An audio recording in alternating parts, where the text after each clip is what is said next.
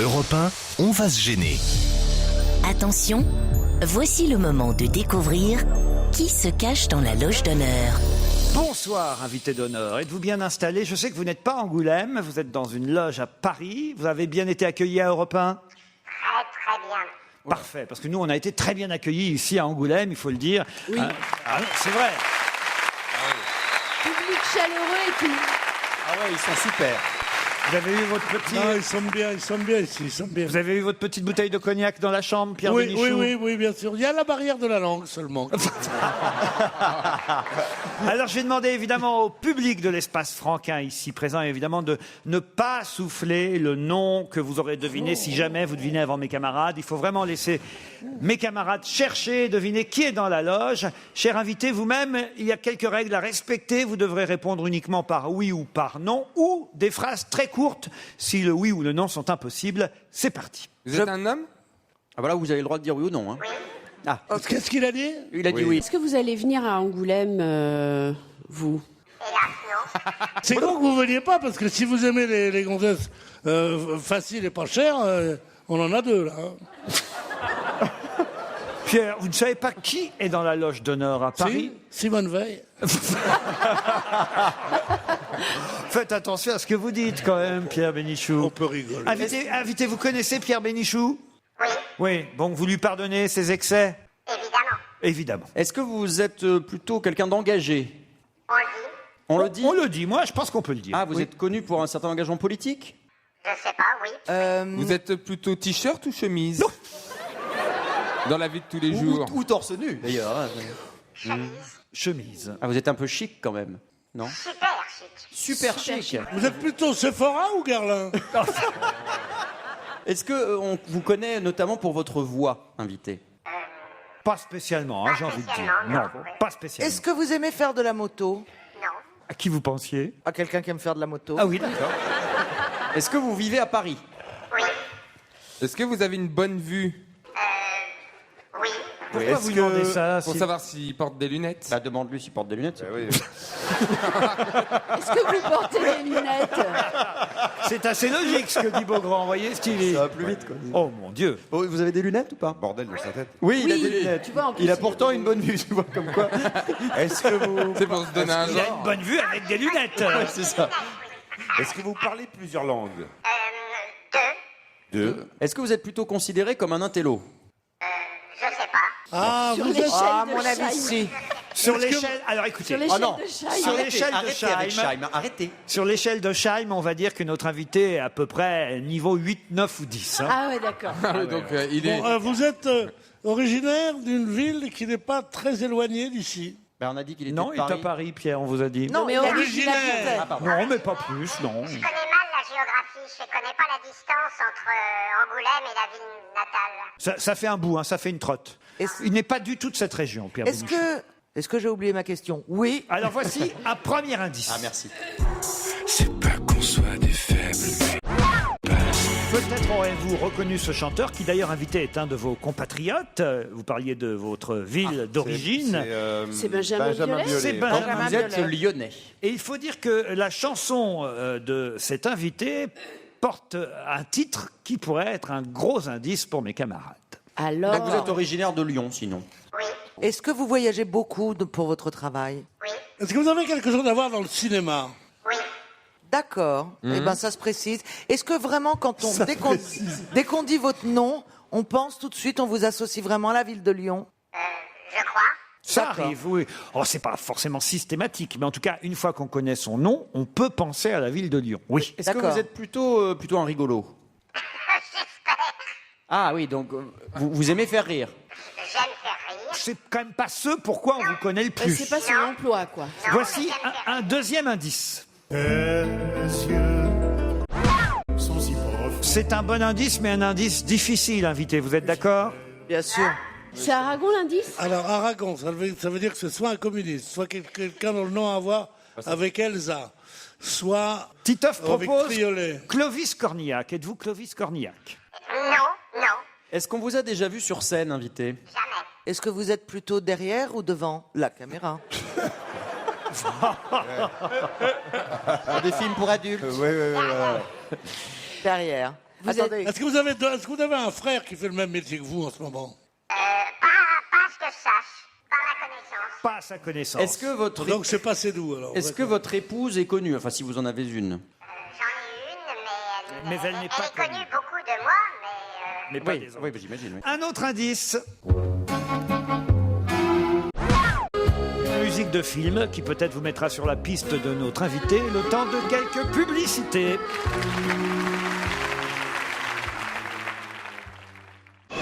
Europe 1, on va se gêner. Attention, voici le moment de découvrir qui se cache dans la loge d'honneur.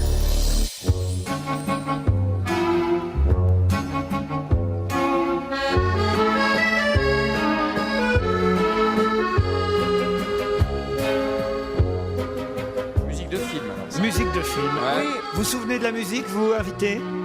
Ah, très très bien. Très très bien. On dirait un peu, vous savez, les musiques de films qu'on mettait dans les films américains des années 60 pour faire le passage sur Paris et la France. Bah non, au début, ça fait penser à Caligula, mais après, c'est l'accordéon qui suit pas, quoi.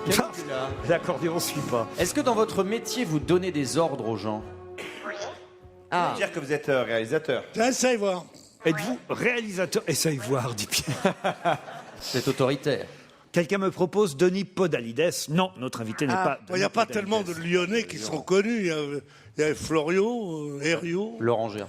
vous êtes réalisateur, est-ce que c'est votre seule activité artistique?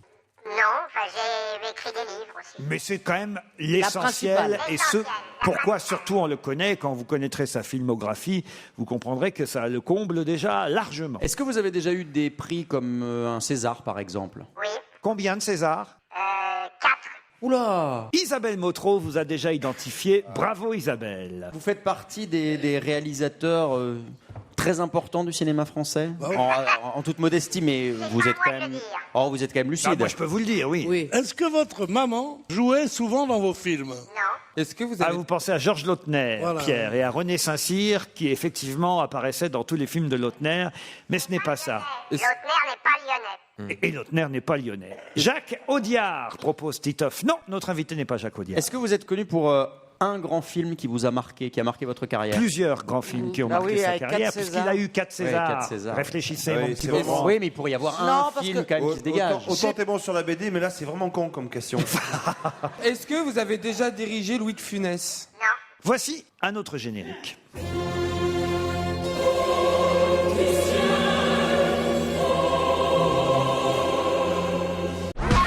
On me propose Patrice Lecomte. Êtes-vous Patrice Lecomte? J'aimerais bien.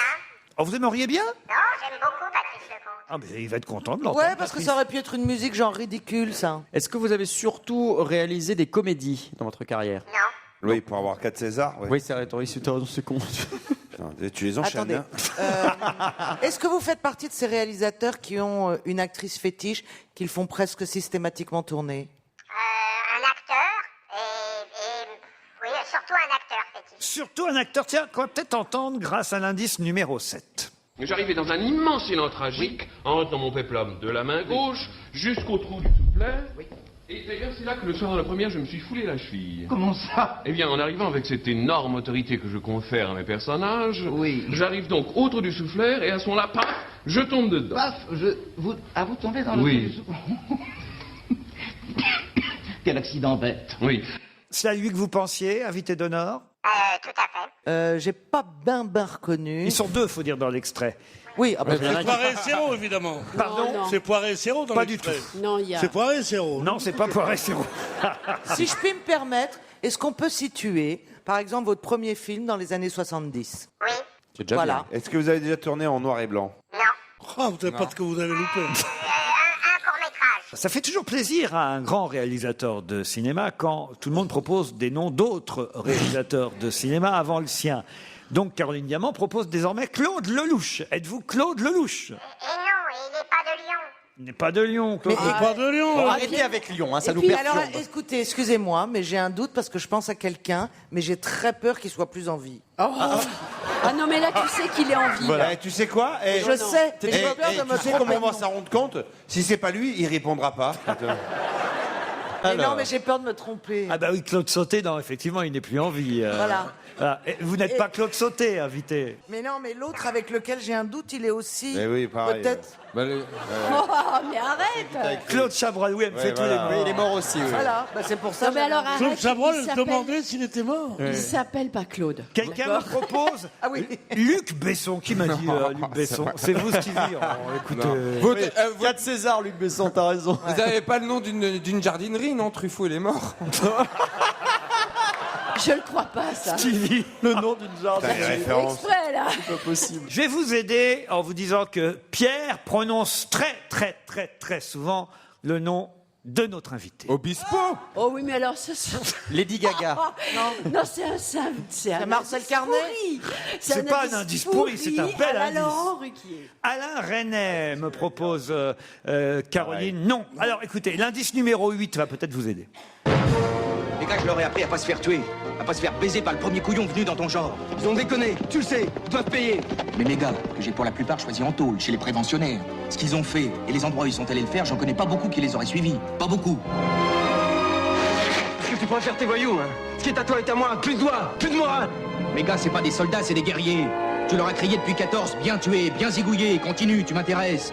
Maintenant que t'en as plus besoin pour te planquer derrière, t'as toute une ménagerie de pantins qui se donnent des droits, là.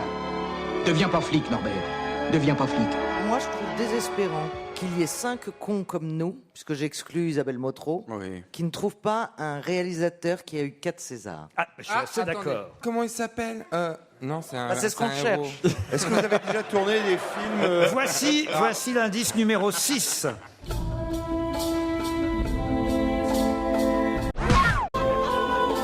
Diamant dit c'est bon. Quand t'as cette tête-là, généralement, tu te plantes. En général, c'est fou. Allez-y, Caroline. J'ai pas tout de suite le nom, mais c'est pas le mec. C'est pas le mec qui a fait des dieux et des hommes et des dieux. Ah non, non, non. Il n'y a eu 4 Césars. Non. Alors une dernière tentative de Stevie et puis Isabelle Motro qui sera la seule grande gagnante. Et heureusement. On a honte, excusez-nous. Ah, alors là, Stevie fait très fort. Puisqu'il propose Gérard Houry. Ah, lui, il est mort pour le coup. Ah, il est mort. Oh, miskin, paix à son âme. L'inculture générale dans cette équipe me terrifie. Bon, à la limite que Stevie ne connaisse pas tous les réalisateurs français. Mais Bah, il est français pourtant. Titoff qui est comédien, Pierre Bénichou qui croit tout savoir, Ah oui. D'accord. Christophe Beaugrand qui quand même est journaliste. beaucoup de choses. Oui. Ouais. Mais moi, on s'en fout, je suis une connasse. Oui, voilà. Bon. Et puis moi aussi, en gros. Oui. Gros con. Isabelle Motro, notre invitée d'honneur est... Bertrand Tavernier. Ah ouais, bah on le connaît. Évidemment.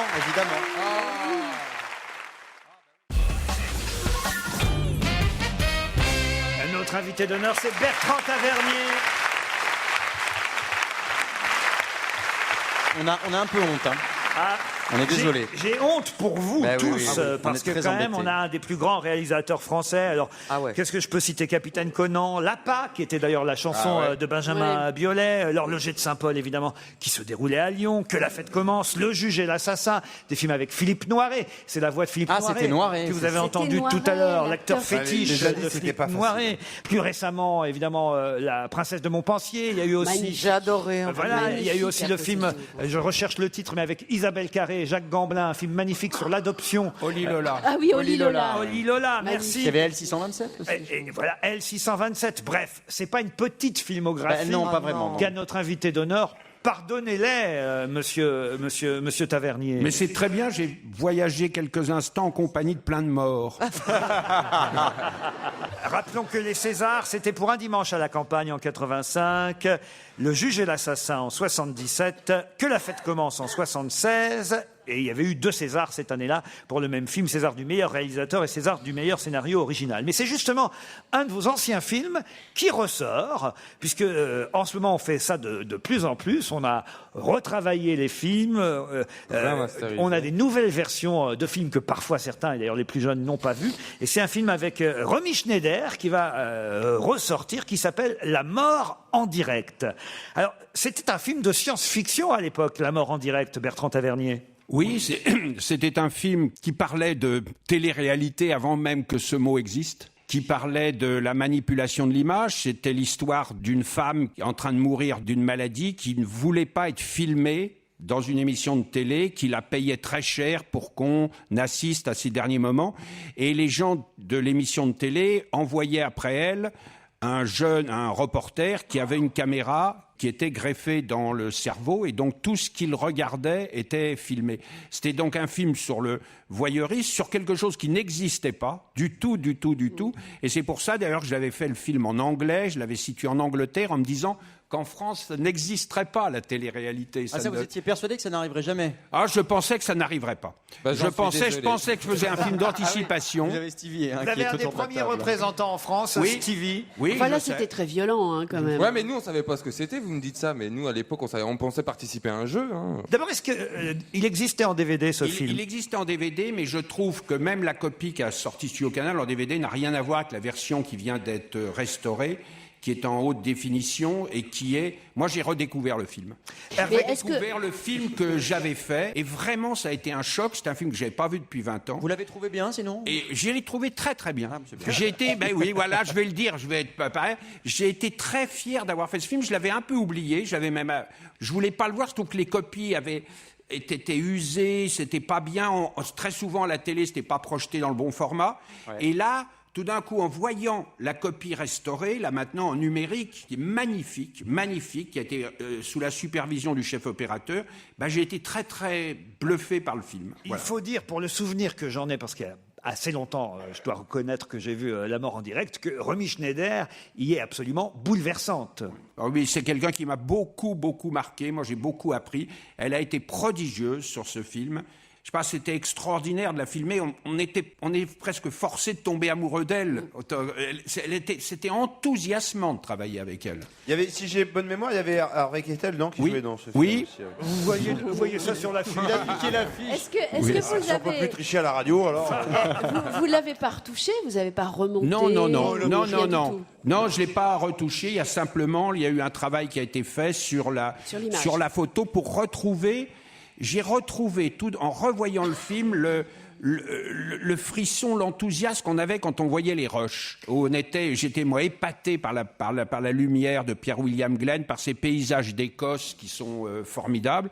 Et j'ai retrouvé, oui, voilà, le film. Et ça m'a touché. Tous les acteurs dedans. Il y a Harvey Keitel, qui était à l'époque dont personne ne voulait, que moi je me suis battu pour le garder, quitte à perdre toute vente aux États-Unis. Il y a Max von Sydow qui est magnifique dans le film, et Harry Dean Stanton avant qu'il éclate 3 ou 4 ans plus tard dans Paris, Texas. Le hasard fait qu'effectivement, il y a à peine 3/4 d'heure, dans cette émission, Isabelle Motro a parlé je ne sais pas si le tournage a déjà eu lieu ou s'il est terminé ou s'il est en cours, mais a parlé d'une adaptation de bande dessinée que vous réalisez vous-même. Oui, il s'agit de Quai d'Orsay. Voilà, c'est vous qui... C'est moi qui l'ai réalisé. Ce qui était faux, c'est Quai d'Orsay, en effet. Vous réalisez Quai d'Orsay avec Thierry Lhermitte? C'est ça, Thierry Lhermitte, Nils Arestrup, Raphaël Personnaz, qui était dans La Princesse de Montpensier, et Julie Gaillet et la merveilleuse Anaïs de Moustier. C'est quand même drôle de faire jouer à Nils Arestrup le rôle de Mitterrand. Il joue pas Mitterrand. Non, il joue pas Mitterrand. Il joue quoi? Il joue pas Mitterrand, il joue le chef de cabinet du ministre Alexandre Taillard de Worms. C'est une erreur dans le journal, alors, parce que j'ai lu ça hier. C'est vrai. Dans le Figaro. Pierre Bénichou a raison, c'était écrit dans le Figaro hier. Oui, j'étais étonné. Il ne faut pas faire confiance aux journalistes. Cher Pierre, vous savez très bien, vous le répétez sans cesse qu'il ne faut pas faire confiance aux journalistes. Et en revanche, Thierry Lhermitte joue bien le rôle de Dominique de Villepin, lui. Il joue le rôle, disons, d'Alexandre Taillard de Worms, qui est inspiré par la personnalité de Dominique de Villepin, et l'un des co-auteurs de la bande dessinée, le scénariste de la bande dessinée, est quelqu'un qui a travaillé pendant 5 ans avec Dominique de Villepin. Il faut dire que cet album, il y a même eu 2 albums de bande dessinée. Oui, il y a 2 albums et ça a cartonné. Ça s'est vendu à plus de 500 000 exemplaires. Très, très bien marché. On ne l'a peut-être pas assez dit depuis le début de cette émission, mais les tirages et les ventes de bandes dessinées et d'albums de BD n'ont rien à voir avec les best-sellers, on va dire, de la littérature et de l'édition, à part peut-être 1 ou 2 livres qui arrivent à atteindre ces scores-là dans l'année. Très peu de romans, très peu de livres. atteignent de telles ventes, 500 000 exemplaires. Et ce qu'il faut dire aussi, c'est que dans le domaine qui est quand même assez sinistré des livres, la bande dessinée se porte très très bien. Ça marche très très bien toujours, alors qu'on sait bien que le livre... Et il faut savoir que de plus en plus de maisons d'édition classiques créent des maisons d'édition bande dessinée exprès pour justement vendre beaucoup, et ce qui permet aussi de publier des petits bouquins qui vont se vendre à 2000 exemplaires. Il paraît que vous étiez plusieurs réalisateurs sur le coup de l'adaptation de Quai d'Orsay. Ah, je sais pas. Moi, j'ai essayé de la voir très peu de temps après la parution du livre, et j'ai entendu parler, mais longtemps après, d'une personne, de Bruno Podalides, mais déjà on était en négociation avec les droits. Bon, et c'est vous qui l'avez emporté en tout cas. Oui, j'étais le premier aussi. Donc 5 mois de négociation pour réussir à tourner Quai d'Orsay. Ça sortira quand ? Ça sortira à l'automne. Là, je suis en train de travailler au montage. Bon, vous avez entendu beaucoup d'âneries parmi les questions de mes c'est pas notre genre. Monsieur Normal. camarades. Peut-être on peut quand même préciser le premier et le deuxième indice que j'ai donné. Bon, le premier, je voulais vite fait expliquer, c'était Lapa, la chanson de Benjamin Biolay. Mais en revanche, peut-être on peut réécouter Jean Ferrat qui chante Aragon.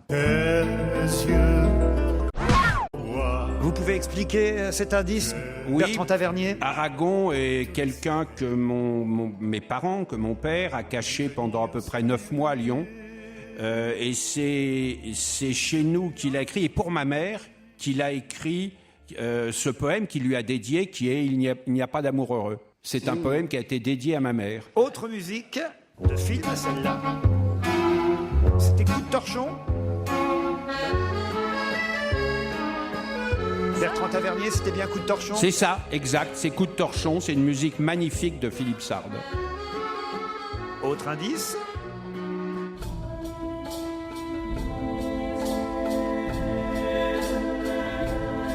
La princesse de Montpensier. Oui, c'est encore Philippe Sard et c'est La princesse de Montpensier. Les musiques sont très importantes dans vos films. Oui, très. Toujours. Très. Philippe Noiret a tourné dans combien de vos films, Bertrand Tavernier ? 7 ou 8, je crois. 7 ou 8. Oui. On peut dire qu'il y a aussi Toretton qui fait partie de votre famille ? Oui, Jacques Gamblin, Toretton, et des actrices comme Isabelle Huppert. Et là, récemment, j'ai eu la chance de travailler avec des comédiennes formidables. Mélanie Thierry, Isabelle Carré, et maintenant Anaïs de Moustier. Je veux dire, en France, on a des actrices, mais magnifiques. Et celle qui revient, grâce à la magie du cinéma dans les salles cette semaine, c'est Romy Schneider. Oui. La mort en direct est dans quelques salles de cinéma en France que vous trouverez si vous vous renseignez bien. Et si vous n'avez jamais vu ce film, ce sera l'occasion de voir que Bertrand Tavernier était à l'époque un visionnaire. Romy Schneider, avec elle dans La mort en direct. C'était Bertrand Tavernier qui était notre invité d'honneur. Merci, monsieur Tavernier. Merci, monsieur Ruquier. Merci encore à Angoulême de nous avoir accueillis.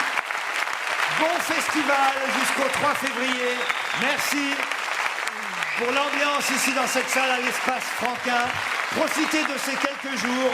Et si vous êtes dans la région, venez nombreux ici à Angoulême. Merci. À demain, 15h30.